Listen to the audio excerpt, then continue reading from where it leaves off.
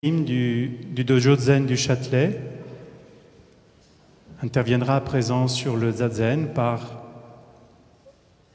une introduction, un enseignement sur la méditation, suivi d'une pratique guidée, à la fin de laquelle vous pourrez avoir un temps de questions-réponses. Donc nous vous souhaitons de vivre un moment intense et propice, bénéfique. Bon enseignement.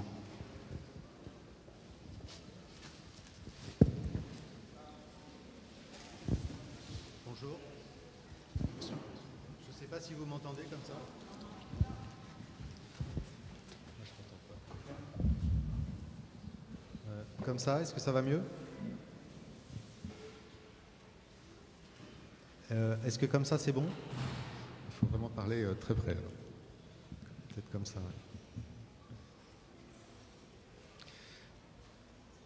Bien, donc on m'a demandé de vous parler de la méditation dans le zen.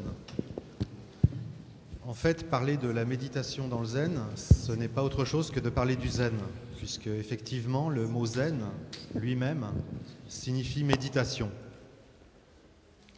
Donc le mot zen est un mot japonais qui sert à transcrire un mot chinois qui est chan. Et ce mot chinois sert lui-même à transcrire un mot sanskrit qui est dhyana, et qu'on peut traduire par méditation, par concentration ou par recueillement. Alors en réalité, le zen ne forme pas une école à proprement parler, il s'agit plutôt d'un courant. Il s'agit d'un courant du bouddhisme mahayana, c'est-à-dire du bouddhisme dit du grand véhicule, et à ce courant se rattachent plusieurs écoles qui ont toutes en commun de mettre l'accent sur la pratique de la méditation, la pratique du dhyana. Nous verrons par la suite que ce mot peut avoir différents sens. Et un second point commun de ces écoles, c'est qu'elles reconnaissent toutes comme patriarche fondateur le personnage de Bodhidharma. Donc Bodhidharma était un moine indien qui était né dans le sud de l'Inde, peut-être à Ceylan, et qui au VIe siècle de notre ère s'est rendu en Chine, où il a pratiqué la méditation face au mur pendant 9 ans, sans discontinuer, au temple de Shaolin. Et ces 9 années de contemplation du mur servent de référence pour la pratique de toutes les écoles zen. Donc en Chine, très tôt, le Chan s'est défini lui-même comme une transmission spéciale en dehors des écritures, sans dépendance à l'égard des mots et des lettres, et consistant à contempler sa propre nature et réaliser la bouddhéité. Contempler sa propre nature et réaliser la bouddhéité, nous verrons que c'est une des définitions possibles de dhyana, de la méditation telle qu'elle est comprise dans le zen. Le Chan s'est ensuite diffusé dans l'ensemble de l'Extrême-Orient, au Vietnam, en Corée, et jusqu'au Japon, au XIIe-XIIIe siècle, où il a été introduit sous la forme de 2 écoles différentes. Tout d'abord l'école Rinzai, au XIIe siècle, et ensuite au XIIIe siècle, l'école Soto, qui a été fondée donc au Japon par Maître Dogen, et qui est l'école dans laquelle je pratique moi-même la méditation. L'école Soto existait en fait déjà en Chine, où elle s'appelait l'école Caodong, et où on la surnommait l'école de l'illumination silencieuse. Et cette dénomination servait à faire la différence avec les autres écoles, en particulier avec l'école Rinzai, l'école de Linzi, qu'on appelait l'école des koans. Alors les koans, ce sont des questions qui semblent défier la logique et que le méditant doit résoudre à travers la pratique de la méditation. La spécificité de l'école Soto, c'est d'insister sur la pratique du zazen, c'est-à-dire du dhyana assis, comme méditation sans objet et sans autre fin qu'elle-même, c'est-à-dire sans recherche de l'éveil. C'est ce qu'on appelle Shikantaza, simplement assis. Et pour désigner cette méditation assise, si en japonais on emploie souvent le mot zazen, on emploie souvent aussi un autre mot qui est sanzen. Et ce mot de sanzen met davantage l'accent sur l'aspect de culte, de dévotion, le fait de suivre, de prendre part en s'engageant. Voilà, donc on a compris que la pratique du dhyana, et en particulier du dhyana assis, est au centre de l'école zen, en particulier de l'école zen Soto. Donc je vais parler tout de suite des aspects concrets de cette pratique.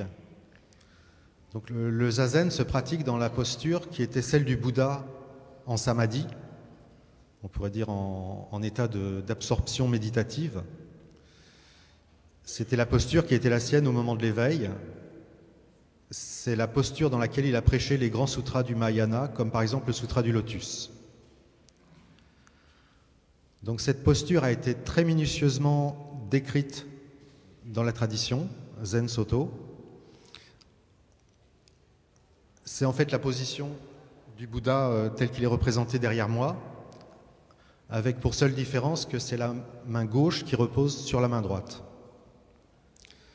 On expliquera plus en détail les différents points de la posture lors de l'initiation à la méditation qui suivra immédiatement la conférence. Donc ainsi, on s'assoit donc face au mur dans l'école Soto. Bon, ici, il n'y a pas de mur, il faudra faire sans. Et on garde le silence et l'immobilité pendant un temps plus ou moins long. Et naturellement, cette posture peut poser un certain nombre de difficultés physiques. Il y a des douleurs qui peuvent se réveiller, on peut trouver le temps long. Alors il faut savoir qu'effectivement, ce n'est pas une pratique facile. Et c'est une des premières choses qu'a dite Maître Dogen quand il a apporté la pratique du zazen au Japon. Il a dit, pour pratiquer le zazen, vous ne devez pas rechercher une pratique facile, vous ne devez pas aimer la pratique facile. C'est une pratique difficile, mais pas pour la raison qu'on croit. En tout cas, ce qui est le plus difficile, c'est pas ce qu'on croit, c'est pas les aspects physiques, c'est pas la patience qui est demandée, c'est pas les douleurs qui peuvent se réveiller. Ce qui est difficile, nous dit Maître Dogen, ce n'est pas de se briser les os et s'écraser la moelle, ni de s'entraîner au jeûne prolongé et à la conduite pure. Ce qui est difficile, c'est contrôler son corps et son esprit. Quand on parle de contrôler son corps et son esprit, on parle en fait d'unifier le corps et l'esprit et de pratiquer avec le corps et l'esprit tout entier. Donc pour cela, il faut trouver l'attitude d'esprit juste.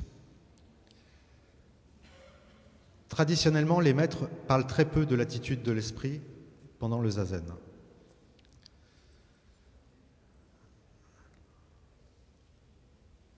On parle de la concentration sur la respiration,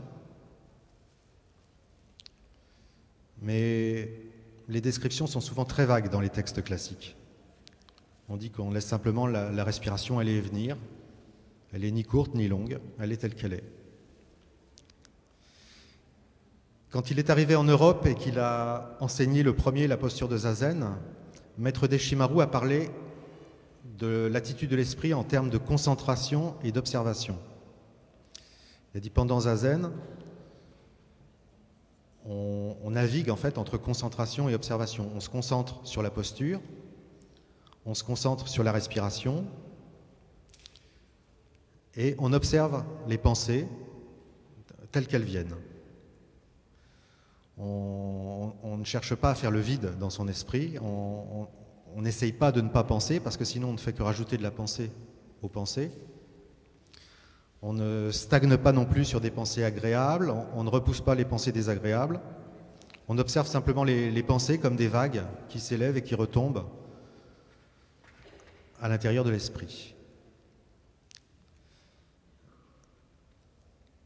Donc par exemple, si on est assis en zazen, donc on observe sa respiration, Au début, c'est bien d'essayer d'avoir une respiration longue, profonde.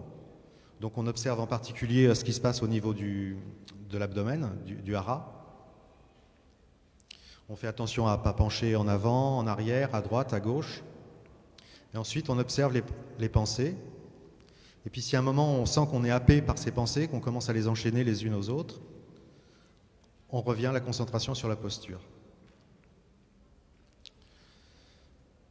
Donc au cours d'une séance de zazen, si on observe cette concentration et cette observation, l'esprit va s'apaiser naturellement, de lui-même. On utilise l'image d'un verre d'eau ou une eau qui serait trouble, et progressivement cette eau décante, la poussière se dépose au fond et l'eau redevient claire. Ou alors on utilise l'image du ciel qui est chargé de nuages, et puis petit à petit le vent pousse les nuages et le ciel apparaît. Voilà. Mais en fait, pour pratiquer véritablement le zazen, il faut dépasser ce stade de la concentration et de l'observation. Ce qui se passe en zazen, c'est un peu au niveau de la conscience, de l'esprit, c'est très difficile à dire en fait. Il y a une anecdote célèbre dans l'histoire du zen et du chan qui concerne un maître qui s'appelait Yakusan et qui vivait au 8e, 9e siècle de notre ère en Chine. Et un jour qu'il était assis en méditation assise sur le sol, un moine lui demanda « Que faites-vous quand vous êtes assis immobile sur le sol ?» Alors maître Yakusan répondit « Je pense la non-pensée ». Alors le moine demanda « Comment peut-on penser la non-pensée » Le moine répondit « Par ce qui n'est pas de l'ordre de la pensée ». Il existe plusieurs traductions de cette anecdote. Ce qui n'est pas de l'ordre de la pensée ou ce qui est au-delà de la pensée, en japonais, c'est ce qu'on appelle hi shiryo. Shiryo, c'est la pensée, et hi, c'est une négation. Mais ce n'est pas une négation qui veut dire qu'il n'y a pas. Ça c'est fushiryo. C'est une négation qui veut dire qu'on est dans un autre ordre de conscience. On est dans cet état de conscience qui justement va s'installer naturellement pendant le zazen si on prolonge la méditation suffisamment longtemps dans le silence et dans l'immobilité.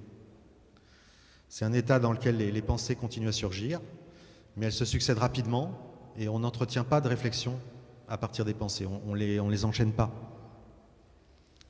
On pourrait dire que l'esprit ne se fixe sur rien. Il va continuellement de pensée en non-pensée, puis à nouveau de non-pensée en pensée, sans attacher d'importance à telle pensée ou telle autre. Des fois, on a une pensée, on a l'impression que c'est génial, alors on se dépêche de l'oublier. C'est un esprit fluide, en fait. En réalité, ce n'est pas une condition spéciale de l'esprit, c'est plutôt la condition normale. Et on peut la retrouver dans toutes sortes de circonstances de la vie quotidienne. En fait, on pourrait dire que c'est une pensée au-delà du moi et au-delà du mien. En fait, c'est l'esprit du don spontané et désintéressé. Si on donne de manière spontanée, désintéressée, à ce moment-là, on n'est pas attaché au moi, on n'est pas attaché à ce qui est à moi, et on n'attend pas non plus de bénéfices pour soi. Des fois, on utilise aussi l'image de la compassion d'un Bouddha, qu'on va distinguer de la compassion de l'être humain ordinaire. Par exemple, si une mère a un enfant qui tombe dans l'eau, en même temps que d'autres enfants, elle va se précipiter vers son enfant à elle pour le sauver. Tandis qu'un Bouddha va se précipiter vers l'enfant le plus proche parce que c'est lui qui a le plus de chances de sauver. Il n'y a pas de discrimination en fait. Voilà.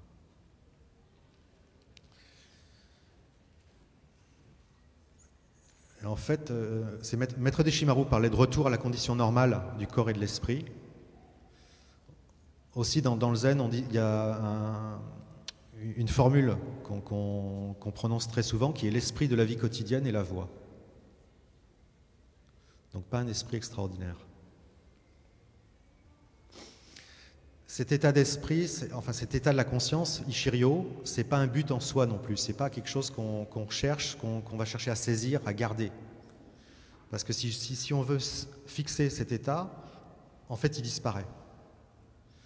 Alors j'ai utilisé l'image du ciel et des nuages, les nuages qui se dégagent, le ciel qui est bleu, mais Ishiryo, c'est au-delà des nuages, mais c'est aussi au-delà du ciel bleu.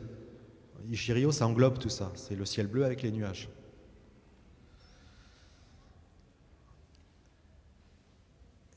Et dans cet état de conscience, en fait, la sagesse, ce qu'on appelle prajna, peut se développer naturellement. Donc pour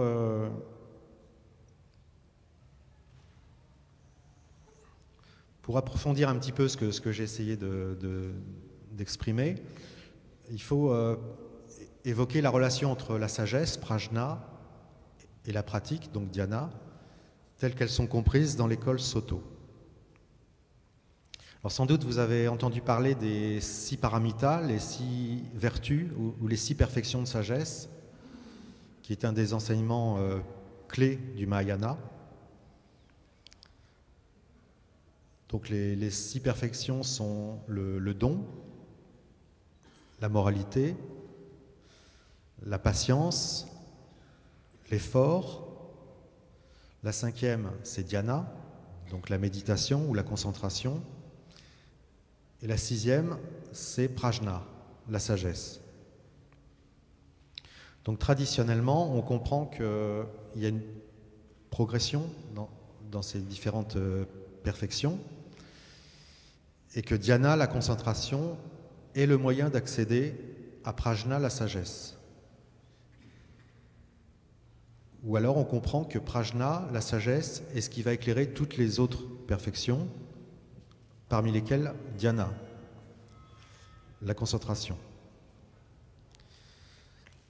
Dans l'enseignement de l'école Soto, le dhyana, la pratique, et la sagesse, prajna, sont en unité.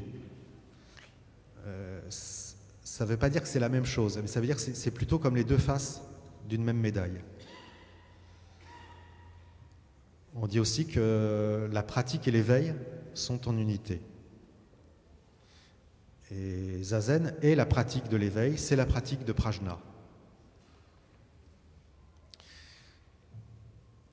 Prajna, bon, c'est un peu difficile à traduire.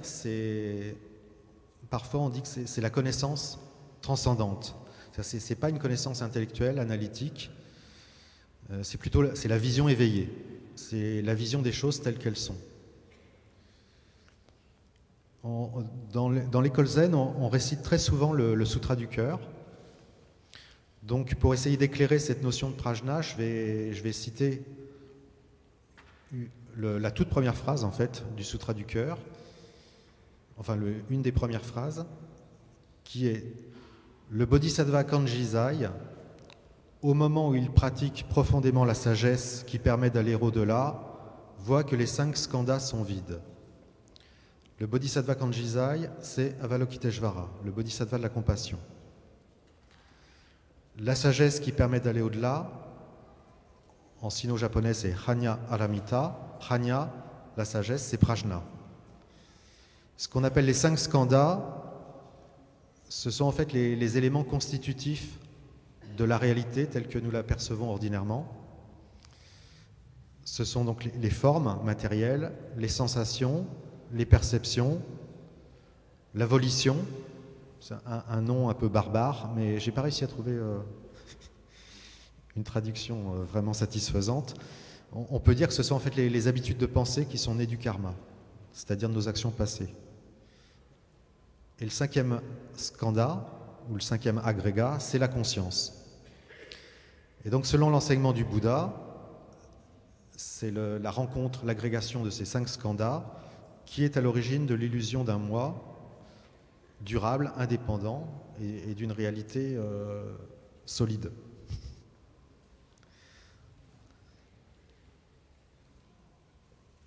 Donc on pourrait retraduire le début du Sutra du cœur ainsi: au moment où il pratique la vision éveillée, le bodhisattva de la compassion voit que les 5 agrégats qui forment la trame de la réalité sont vides. Et le bodhisattva lui-même est une partie de cette réalité. C'est important d'avoir à l'esprit que le Sutra du cœur, c'est un enseignement qui est dispensé par le bodhisattva de la compassion.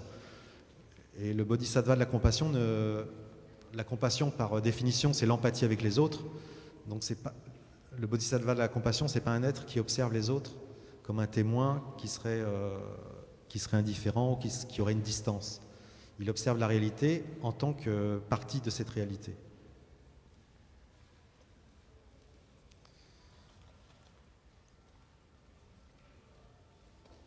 Donc en fait, quand le bodhisattva observe la vacuité des choses, c'est sa propre vacuité qu'il observe.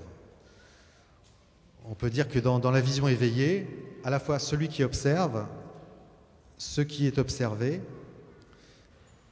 et l'observation elle-même sont vides.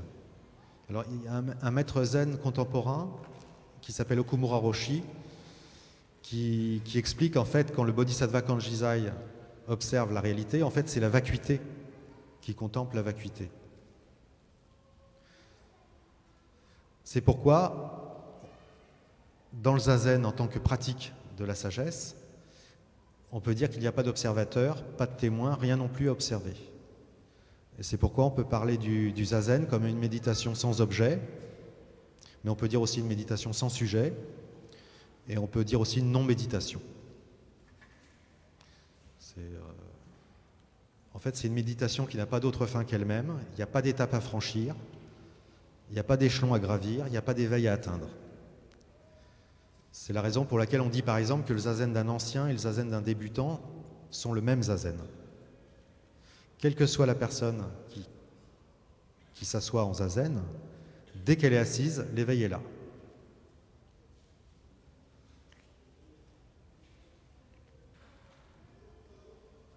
Alors, quand on dit que tout est vide ou que tout est vacuité, ça ne veut absolument pas dire que rien n'existe. En fait, dire tout est vide, ça revient, si on réfléchit un peu, ça revient à peu près au même que dire que tout est plein. Enfin, ça revient même exactement au même. Ça veut dire que les choses existent bien, soi-même on existe bien, mais les choses présentent un certain nombre de caractéristiques qui fait qu'on dit qu'elles sont vides. En fait, elles sont vides de substances durables et elles sont vides d'existence indépendante. Alors cette absence de durabilité, on va dire, c'est ce qu'on appelle l'impermanence, c'est l'origine de la souffrance en fait. Mais si on la comprend profondément, ça peut être aussi un accès vers la libération, vers la tranquillité, vers le nirvana. Si on comprend profondément que toutes choses sont impermanentes, à ce moment-là, naturellement, on ne va pas trop s'attacher aux choses. Et si on comprend que toutes choses sont indépendantes, ça va nous éviter de stagner sur des visions partielles des choses.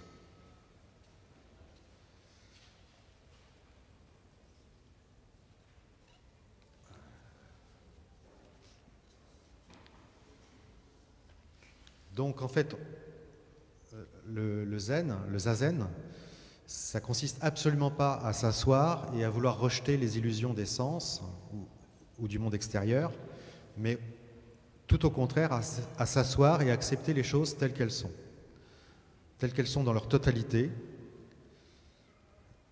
une totalité dont on ne s'exclut pas soi-même.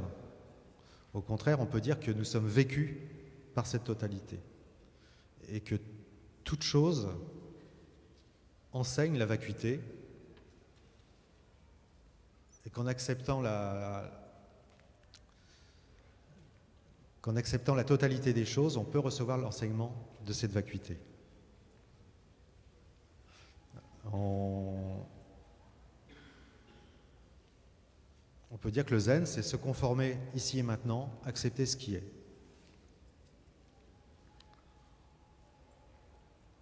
Alors tout ça, ça peut paraître peut-être un peu intellectuel un peu théorique, quoi. Mais il faut comprendre que, en fait, la pratique de cette sagesse, de ce zazen, ça se base sur une foi.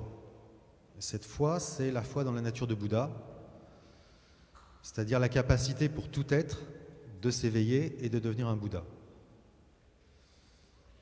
On peut dire que c'est aussi la foi dans notre esprit en tant que Bouddha. C'est aussi la foi en zazen en tant que manifestation de Bouddha.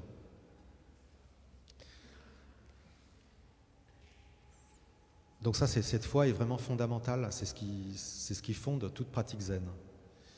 Et dans l'école Soto, c'est le zazen qui va être compris comme la méthode universelle pour accéder à cette bouddhéité. On utilise parfois dans le zen la parabole de l'éventail. Alors on dit l'air existe partout, mais pour manifester la présence de l'air, il faut un éventail. Parfois, il faut un éventail. La nature de Bouddha, c'est pareil. On peut dire qu'elle existe partout, la nature de Bouddha ou la nature du Dharma. Mais pour la manifester, il faut pratiquer. Et à ce moment-là, cette nature de Bouddha, quand on pratique, peut rafraîchir nos vies. Elle peut disperser nos mauvais karmas. Mais pour ça, il faut pratiquer.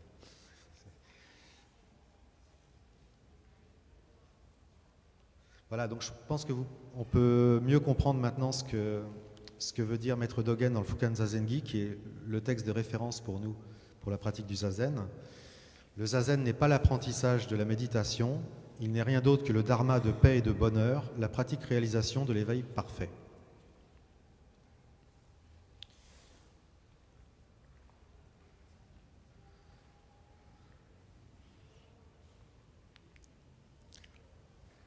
Alors, ce qui est très important quand on pratique le zazen, c'est de ne pas sombrer dans le quiétisme.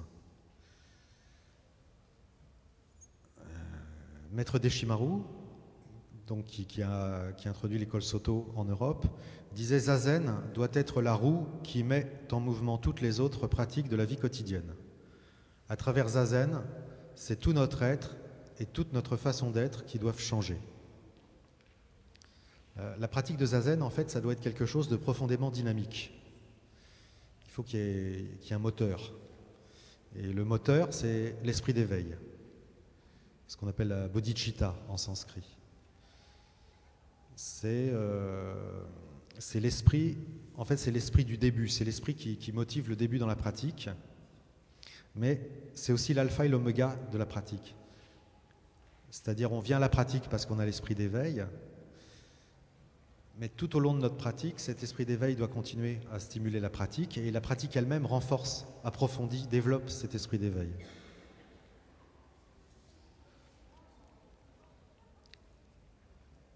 Donc l'esprit d'éveil, l'esprit qui aspire à la voie. Dans l'enseignement du maître fondateur de l'école Soto au Japon, maître Dogen, l'esprit d'éveil, c'est l'esprit qui naît de la contemplation de l'impermanence de toute chose.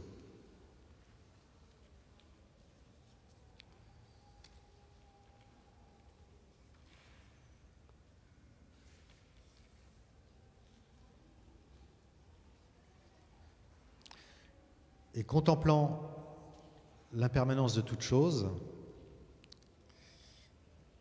il suscite le vœu d'aider tous les êtres. Quand on parle de l'esprit qui contemple l'impermanence, on peut élargir, on peut dire c'est l'esprit qui contemple la vacuité, telle qu'elle est traditionnellement définie, comme dans les quatre sceaux de l'enseignement du Bouddha. Donc la vacuité, c'est à la fois la souffrance, c'est l'impermanence et c'est l'absence d'existence indépendante. Exprimé de manière plus positive, c'est l'interdépendance. Et contempler la vacuité, donc la réalité avec ses caractéristiques, suscite le vœu d'aider les autres. Bon, la contemplation de la souffrance, on le comprend facilement. La contemplation de l'impermanence va permettre de se libérer de l'attachement à soi-même, Donc non seulement on voudra soulager la souffrance des autres, mais on voudra la soulager avant la sienne propre.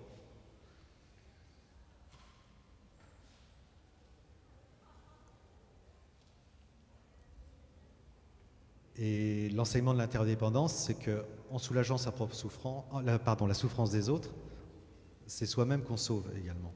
Je vais donner un exemple concret. Par exemple, si on est sollicité par un mendiant pour donner de l'argent, on voit sa souffrance, donc on a envie de donner. Si on est attaché à ce qui est à soi, c'est difficile de donner. Mais si on comprend que de toute façon on ne pourra rien garder, on n'a pas peur de perdre et on donne facilement. À ce moment-là, l'autre a un sourire, soi-même, on éprouve du plaisir à voir son sourire, ça c'est l'interdépendance. Voilà. Donc en zazen, ce vœu d'aider tous les autres doit être présent. Le maître Dogen, qui s'appelait maître Nyojo, qui est un maître chinois, disait au milieu du zazen, c'est-à-dire au cœur de Shikantaza, de seulement s'asseoir, on n'oublie pas les êtres et toujours on forme le vœu de les faire passer tous, y compris les insectes, sur l'autre rive. Ça veut dire qu'en zazen, la pratique et le vœu de sauver tous les êtres, pour les pratiquants qui sont ici, donc ça veut dire que Shikantaza et Seigan ne font qu'une seule et même chose. Il y a un poème de Maître Dogen qui exprime ça d'une manière plus légère, on va dire. Au sommet de la tête, une alouette fait son nid, et sur les sourcils, voilà les fils de l'araignée. En fait, ça c'est une référence à l'une des vies antérieures du Bouddha, au cours de laquelle justement donc un oiseau avait fait son nid sur la tête du Bouddha en méditation, tandis qu'une araignée tissait sa toile sur son front. Ça veut dire qu'en fait on pratique avec tous les êtres. Maître Deshimaru disait le zazen égoïste n'est pas le vrai zazen. C'est pour ça aussi que c'est important pour pratiquer le zazen d'aller dans un dojo, de pratiquer avec les autres, de ne pas rester dans son coin pour essayer de se libérer tout seul de ses soucis.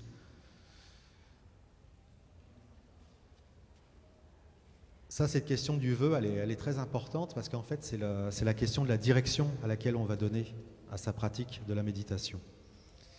C'est un maître chinois de l'école Tendai, qui s'appelait maître Tanken, avait déclaré au 8e siècle: si l'esprit du début est erroné, toutes les actions, même celles que l'on croit bonnes, deviennent vides. Des fois, on utilise aussi la parabole de l'archer qui vise une cible. S'il fait une erreur de quelques millimètres à peine, au départ, la flèche va arriver très loin de la cible. C'est-à-dire si on se trompe de direction au début et qu'on n'a pas la chance de rencontrer un maître ou des gens pour nous remettre sur la bonne direction, alors on ne fait que s'écarter du but, du véritable but.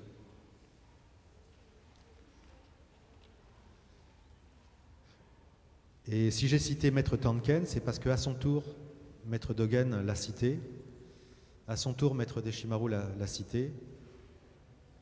Donc c'est vraiment une phrase importante. Voilà, pour conclure cette présentation, je voudrais dire que Shikantaza, donc simplement assis, simplement s'asseoir, ça veut dire que quand on fait zazen, on est simplement assis. Ça ne veut pas dire que pour pratiquer le zen, on ne fait que pratiquer l'assise. Dans l'école Soto en particulier, l'expression de la reconnaissance vis-à-vis des maîtres, vis-à-vis des Bouddhas et des patriarches est très importante. Et c'est ce qui va motiver les rituels qui existent dans l'école. Et ces rituels sont destinés à nous aider à suivre les Bouddhas, les patriarches, à nous mettre dans leur dynamique, à suivre leur direction, la direction qu'ils nous ont donnée. En fait, c'est donné de la même façon qu'on a reçu.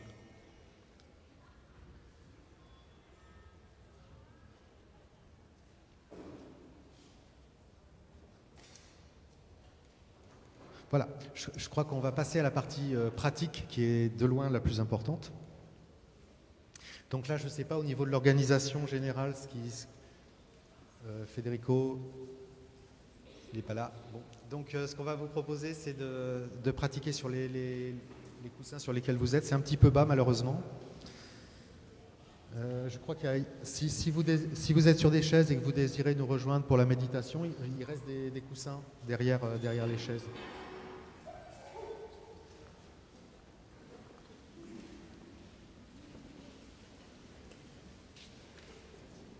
Pardon. Oui, en fait, on me dit à très juste titre que c'est aussi possible de pratiquer sur les chaises.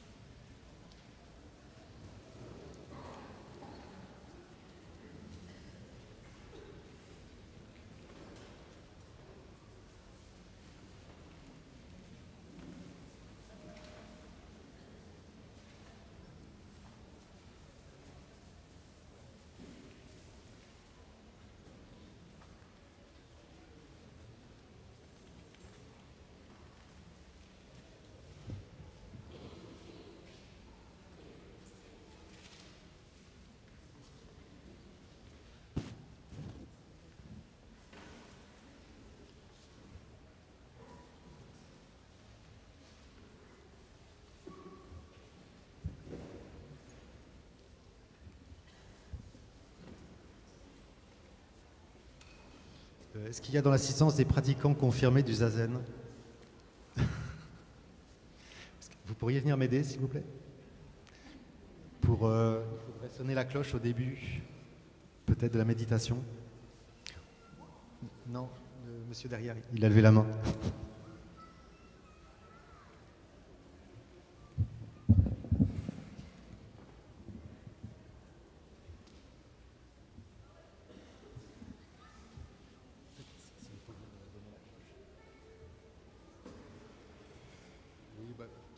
Peut-être je vais le faire.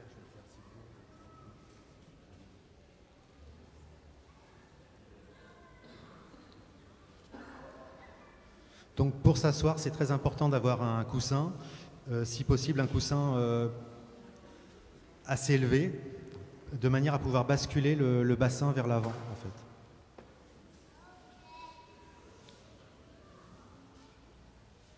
Donc c'est possible de s'asseoir soit en lotus complet si vous êtes suffisamment souple, c'est-à-dire en ramenant les pieds sur les cuisses. Si c'est trop difficile, vous pouvez vous contenter de ramener un seul pied sur la cuisse opposée. Mais c'est aussi possible d'avoir un pied devant l'autre. L'important, c'est d'arriver. Vous, c'est le contraire. Il faudrait sur un seul coussin, ce serait mieux. Parce qu'il faut arriver à poser les genoux sur le sol, en fait.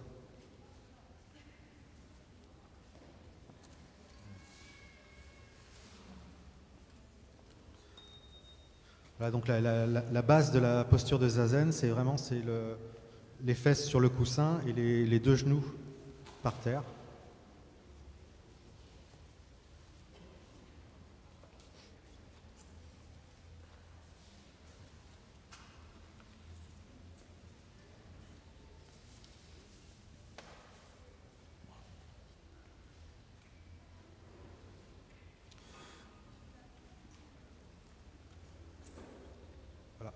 Quand on dit le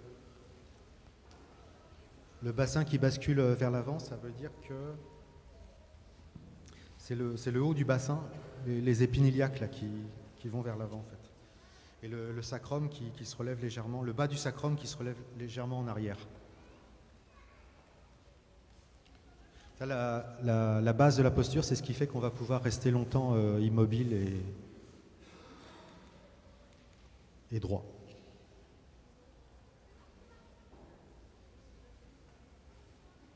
Donc les mains sont comme la statue, sauf que c'est la gauche qui est sur la droite.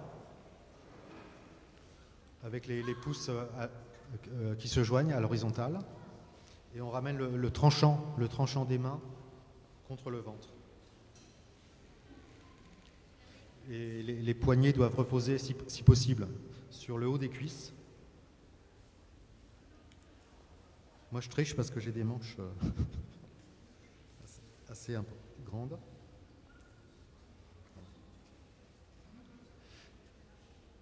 Et ce qui est important, c'est de détendre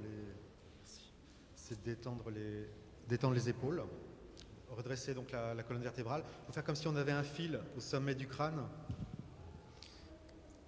qui nous tirait vers le haut.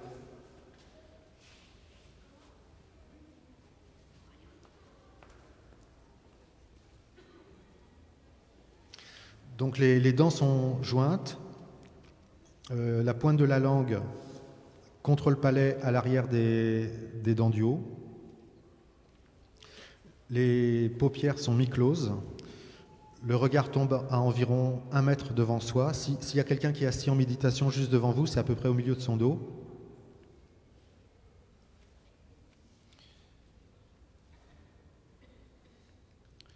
Et ensuite, donc, on observe sa respiration telle qu'elle est. Ce qu'on peut faire, au début du zazen, en général, on se balance de droite à gauche avec les pouces dans les poings, les paumes vers le haut, les poings sur les genoux, et on se balance comme ça pour trouver l'équilibre.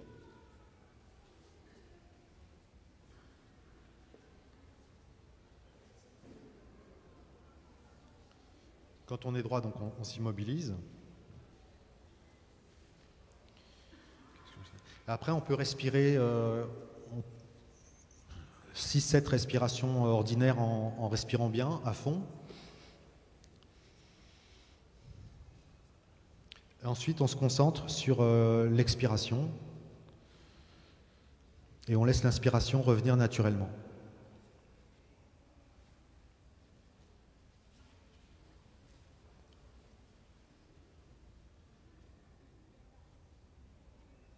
Donc, si vous voulez bien, on va faire l'expérience. Je vais sonner la cloche.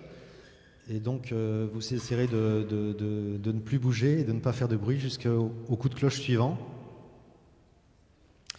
Alors, je ne sais pas s'il y a des organisateurs de la manifestation, mais ce qui était prévu, c'était de faire environ une demi-heure de méditation.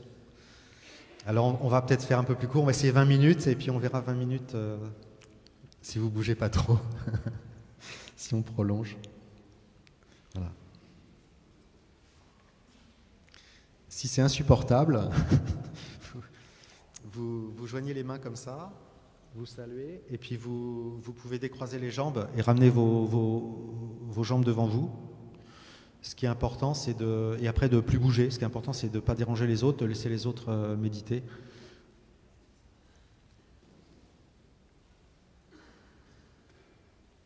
Voilà. Peut-être...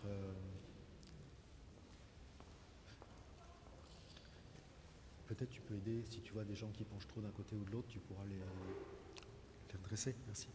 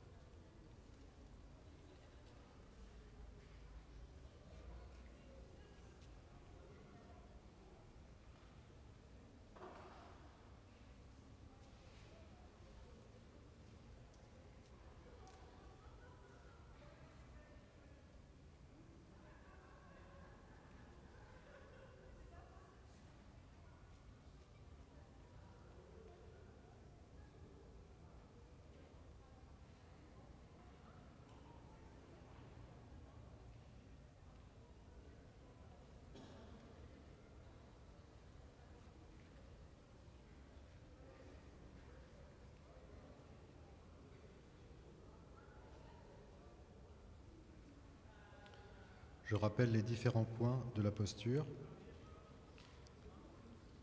Donc la nuque est tendue, le menton est rentré, la pointe de la langue est en contact avec le palais en arrière des incisives. Les épaules sont détendues, l'abdomen également. Le tranchant des mains est en contact avec l'abdomen. Les pouces forment comme une barre horizontale.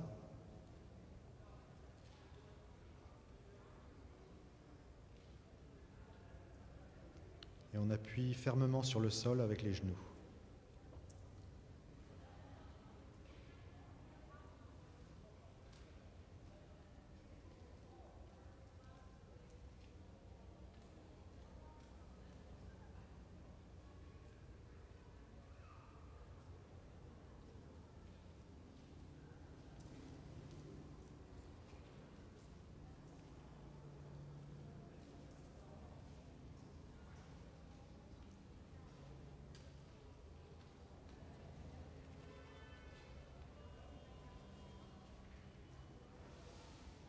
On est attentif à la respiration.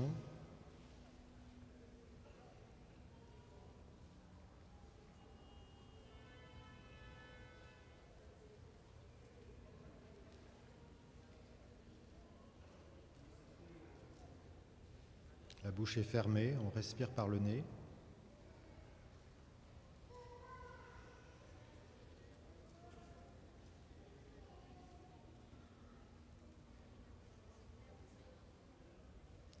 La respiration descend jusqu'en dessous du nombril.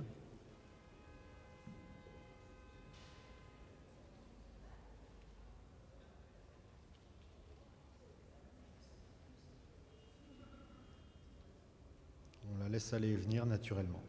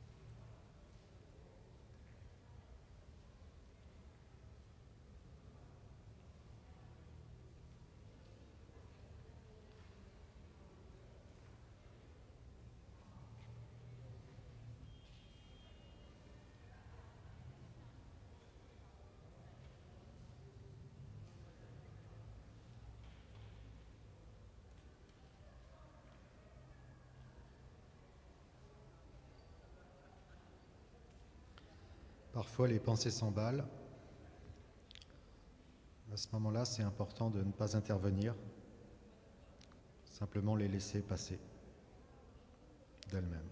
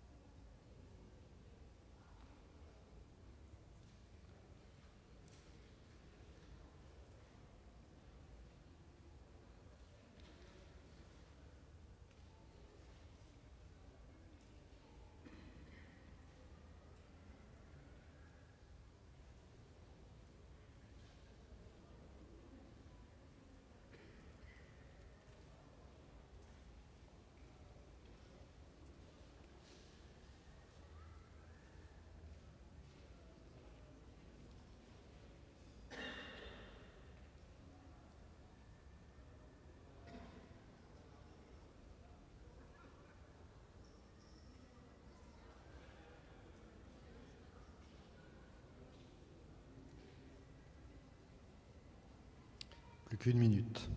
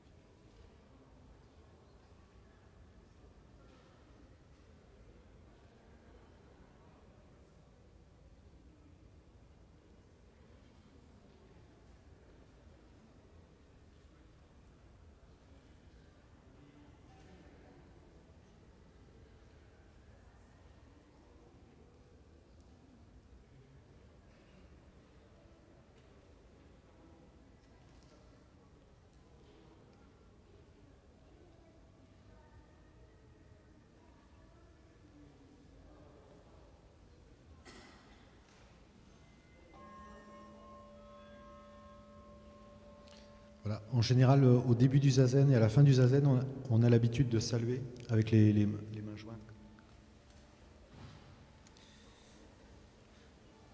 Voilà. Donc, maintenant, si vous avez encore des questions, je veux bien y répondre, ou plutôt essayer d'y répondre.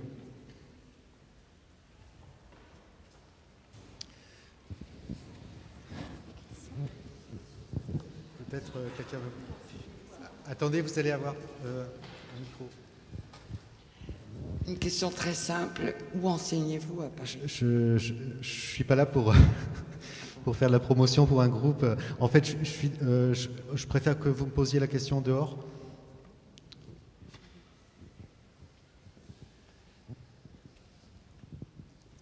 Ce qui est bien avec le zazen, c'est qu'en général, les questions ont tendance à se dissoudre. Bonjour. Que doit-on faire lorsqu'on est envahi par la torpeur et la somnolence? Oui. Alors ça, c'est effectivement une des deux grosses difficultés pendant la méditation zen. On parle généralement de deux difficultés majeures qui sont l'agitation mentale ou la torpeur. Dans le cas de la torpeur, en fait, c'est très intéressant. Quand on est débutant, on peut, enfin même après d'ailleurs, on peut simplement le fait de se concentrer. Pardon.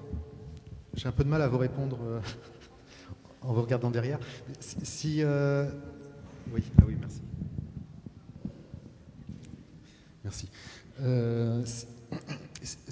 Si vous vous concentrez sur les différents points de la posture, déjà ça va vous permettre de vous maintenir éveillé. En particulier, si on a tendance à s'endormir, c'est important de bien être conscient de la position de sa tête, parce que quand on s'endort, des fois la tête a tendance à tomber en avant. Alors c'est bien de redresser la tête. Aussi la position des doigts va se modifier avec la torpeur. C'est-à-dire que quand on s'endort, on a tendance à laisser les doigts tomber.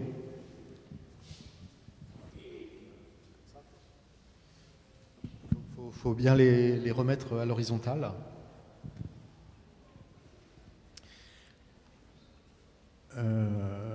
Alors si vraiment c'est une torpeur tellement forte que tout ça ne suffit pas, on peut aussi des fois remonter le centre de l'attention. C'est-à-dire plutôt que de se concentrer, d'être attentif à ce qu'on appelle le hara, c'est-à-dire l'abdomen, on peut se concentrer sur le point entre les sourcils, par exemple, ce qu'on appelle des fois le troisième œil. Et le fait de remonter l'attention va aider à garder une certaine vigilance. Mais en réalité, quand on continue à pratiquer, la manière même dont on perçoit un phénomène comme la torpeur va se modifier. Et en fait, on va pouvoir l'observer. On va se voir en train de s'endormir. Donc on ne va pas s'endormir vraiment en fait. On va observer comment ça...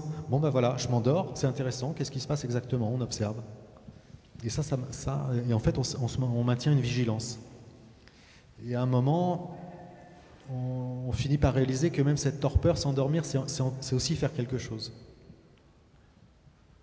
Mais faire zazen, c'est vraiment ne rien faire, pas même dormir. Voilà.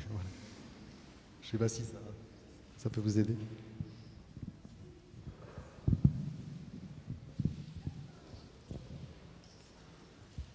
Oui, bonjour. Votre vêtement, c'est une habitude ancestrale ou est-ce qu'il y a une symbolique encore aujourd'hui? Il faut dire d'abord que c'est extrêmement commode pour la pratique du zazen parce que c'est un vêtement qui est très ample. D'une part, c'est très ample au niveau du bas du vêtement, ça ne gêne pas du tout pour croiser les jambes et prendre cette posture. Et en plus, il y a des manches très longues, donc ça permet de poser les mains.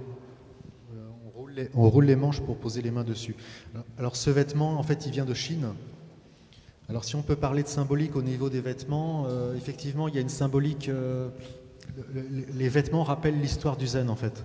C'est-à-dire que le vêtement qui est par-dessus, qui est le kessa, en l'occurrence, il s'agit d'un petit kessa qu'on va appeler un rakusu, un kessa à 5 bandes, c'est le vêtement du Bouddha. Donc c'est le vêtement indien, on va dire, c'est la composante indienne de l'habillement. Le vêtement qui est dessous, qu'on appelle souvent le kolomo, qu'on appelle des fois daye, le grand vêtement en fait, c'est un vêtement qui est aussi précieux que le kessa. Et c'est un vêtement d'origine chinoise. De même que le kessa, c'est un symbole de la transmission de maître à disciple. Et dessous, on a un kimono qui, lui, est un vêtement proprement japonais. Voilà.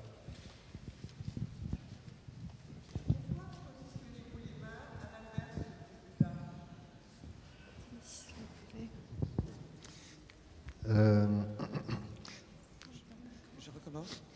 On raconte qu'au moment de l'éveil, le Bouddha a interverti la position des mains. Mais je me souviens jamais s'il avait la gauche sur la droite avant ou après l'éveil.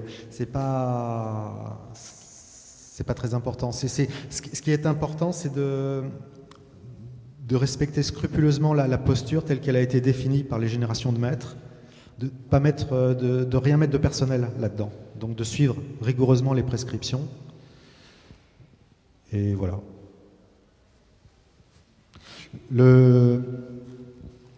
Il faut savoir que ce genre de détails va changer selon les écoles aussi. Parce que les écoles ne vont pas transmettre exactement les mêmes détails sur les postures. Et en fait, le Bouddha, c'était il y a 2600 ans. Il n'y avait pas la photographie. Les premières représentations du Bouddha datent je crois, si ma mémoire est bonne, autour du 2e, 1er siècle avant notre ère. Donc voilà. Donc il y a la tradition qui varie d'une école à l'autre un petit peu. Bonjour. Bonjour. Moi, je pratique la méditation, mais seulement avec la posture que vous avez indiquée. C'était Oui. difficile en fait. Oui. Moi, je pratique différemment. Oui. Ça a dû à quoi? Parce que j'arrivais pas à aller au-delà en fait. J'arrive à atteindre un niveau. Là aujourd'hui, c'était pas. Non, c'est ce que j'expliquais parce que c'est une méditation où on ne cherche pas à atteindre un autre niveau. D'accord. On ne cherche pas à s'élever, on ne cherche pas à descendre. C'est l'esprit ordinaire. D'accord.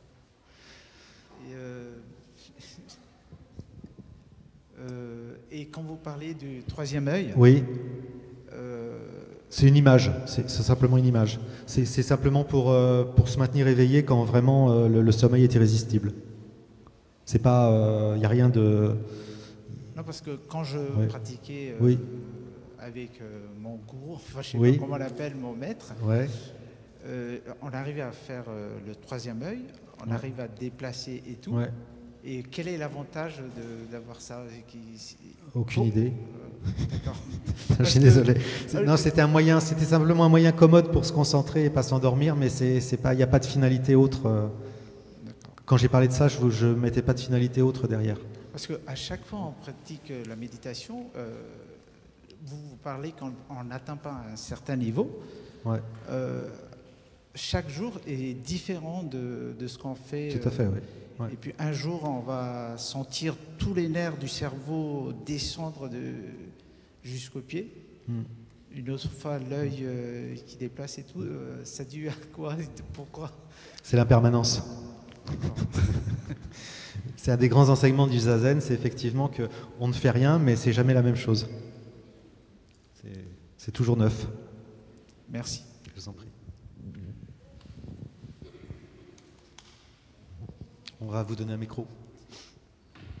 Donc on ne peut pas dire qu'il y a une qualité de méditation. Vous ne pouvez pas dire, être à côté d'un de vos disciples et trouver qu'il y a une qualité de méditation particulière à cette personne ou pas. Vous pouvez juste voir sa posture. Point. D'accord. Voilà. J'avais la question.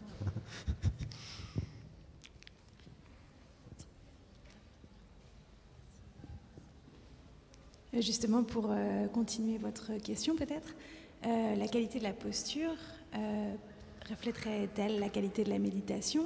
Et moi j'ai une question particulière sur les genoux et le sol. J'ai personnellement du mal à méditer avec des genoux qui touchent le sol. Il peut y en avoir un, ils peuvent être proches, mais toucher c'est difficile. Donc je voulais en savoir un peu plus sur ça. Mais on s'assouplit avec la pratique. Déjà, c'est possible de faire des mouvements d'assouplissement pour aider à prendre l'assise. Et ensuite, le simple fait de pratiquer, et de pratiquer comme ça sur des durées de 20-30 minutes, si vous allez dans un dojo avec les autres, vous pourrez pratiquer encore plus longtemps, et le corps va de lui-même s'assouplir et se familiariser avec la posture, en fait.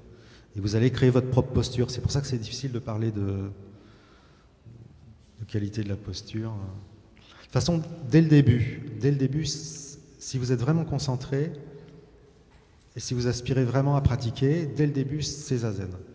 Quelle que soit la posture que vous arrivez à prendre. Du moment que vous faites de votre mieux, c'est Zazen. Même sur une chaise, c'est pas différent. Mais c'est vrai que cette posture, quand on a un peu l'habitude, elle est vraiment confortable en fait. Donc ça vaut le coup d'aller dans cette direction. Voilà. Oui, est-ce qu'il est possible de compter les respirations pour s'aider à se concentrer dans le Shikantaza? Alors, ça dépend des maîtres. Il y a effectivement des maîtres qui enseignent de compter les respirations. C'était pas le cas de maître Deshimaru en Europe, hein, et c'est vrai que ses disciples n'enseignent pas à compter les respirations. On préfère privilégier une approche plus abrupte. Parce que compter les respirations, bon, c'est continuer à entretenir des pensées, c'est continuer. Se fait dans le Rinzai, le Susoka. Je sais qu'il y a des maîtres japonais qui, aux États-Unis en particulier, les maîtres japonais même de l'école Soto, ont enseigné aux débutants qu'ils pouvaient compter les respirations pour se concentrer. Mais à la fin, oui. Mais de toute façon, quand on donne ce genre de conseils, c'est toujours pour le tout début.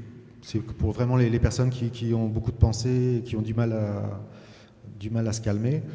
Mais c'est vraiment qu'un moyen très provisoire et ça, il faudra le lâcher aussi très vite. C'est pas le pur Shikantaza, quoi. Non. Dans le pur Shikantaza, quand on regarde les textes traditionnels, il n'y a rien là-dessus. On s'assoit, on respire plusieurs fois profondément et ensuite on laisse faire, on n'intervient plus. On met l'ego de côté et on n'intervient plus. Ça, le Shikantaza, c'est ça en fait. Mais si on l'enseigne comme ça, uniquement comme ça au début, pour certaines personnes, c'est vrai que c'est un peu difficile. Alors des fois, on dit, vous pouvez vous concentrer sur la respiration abdominale, pousser sur les intestins quand vous expirez, ou alors on peut dire comme Shunryu Suzuki aux États-Unis, vous pouvez compter la respiration. Maître Keizan, qui est le deuxième maître plus important de l'école Soto au Japon, disait qu'on pouvait méditer sur des koans aussi. Et la respiration, de toute façon, c'est un koan en soi-même. Est-ce qu'elle est longue? Est-ce qu'elle est courte? D'où elle part? Où elle va?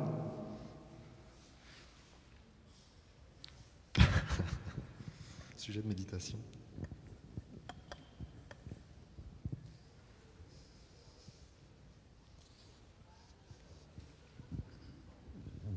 Bonjour, merci pour ce partage.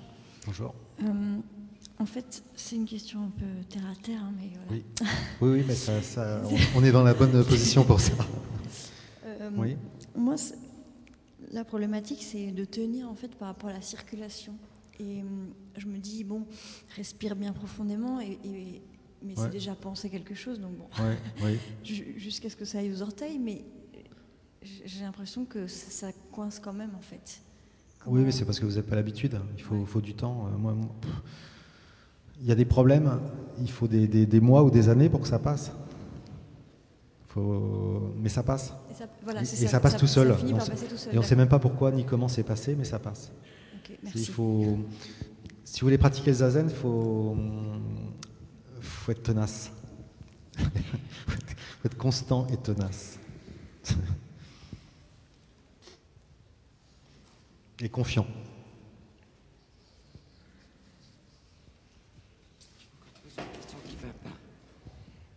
Je voudrais reposer une seconde question, à savoir, est-ce qu'on peut se tromper en méditant et faire une méditation inutile?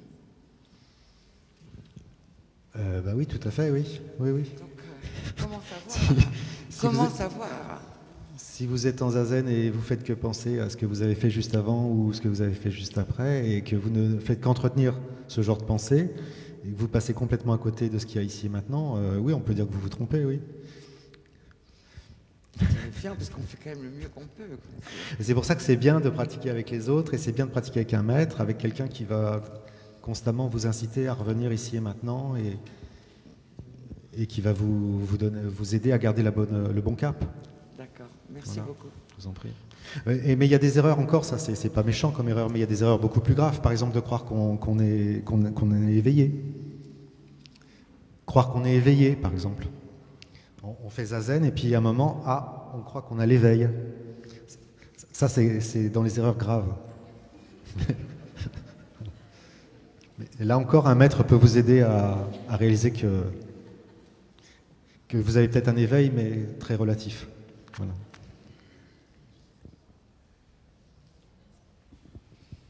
Une seconde question pour rebondir aussi sur la vôtre. J'ai déjà entendu un maître dire que même une méditation difficile, ombrageuse, perturbée, faisait en fait partie du développement, et que finalement on peut apprécier une bonne méditation si on a eu l'expérience d'une méditation difficile, et que finalement l'histoire de la méditation, c'est aussi la diminution de ces écarts entre une méditation perturbée ou non utile et une méditation utile et zen. Mais une méditation perturbée, c'est très bien en fait, parce que ça vous réveille quelque part. Quand il y a une difficulté, c'est une très bonne chose en fait. Alors au début, il y a une difficulté avec la posture, mais après il y a des difficultés. Quand ça va mieux au niveau de la posture, c'est les pensées qui vont s'emballer, il y a une difficulté avec les pensées, mais c'est une très bonne chose, et c'est tout à fait le zazen. Ça fait partie du zazen, ce que j'ai expliqué tout à l'heure.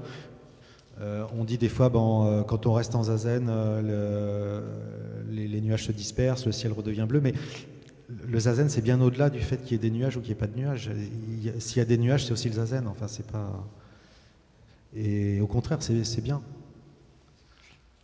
Et par contre, c'est vrai que plus on pratique, et moins on fait de différence entre une méditation difficile ou pas difficile, et plus on passe rapidement d'un état à un autre. Une sorte de fluidification qui se fait. Et c'est vrai aussi entre le zazen et la vie quotidienne. C'est-à-dire plus on pratique, moins on fait de différence. Moins on ressent de fossé entre le zazen et la vie quotidienne. Plus on passe facilement de l'un à l'autre, et moins on fait de différence au niveau de l'esprit.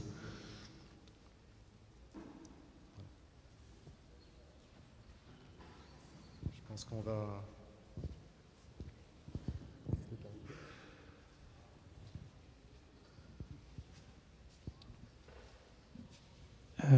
Voilà, merci pour votre attention.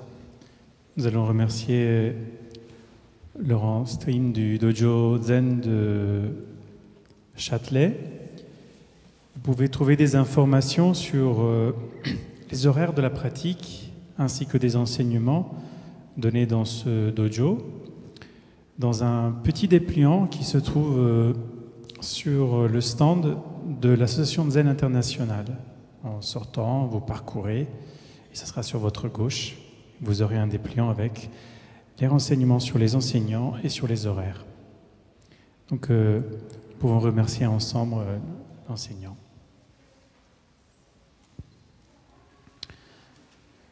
Dans 5 minutes, avant la cérémonie de clôture et de dédicace de ce week-end de partage et de pratique, les sœurs de la Maison de l'Inspire, de la communauté de Thich Nhat Hanh, sœurs Gyak Nim et Dao Nim, donneront un enseignement sur la méditation de pleine conscience, suivi d'une pratique.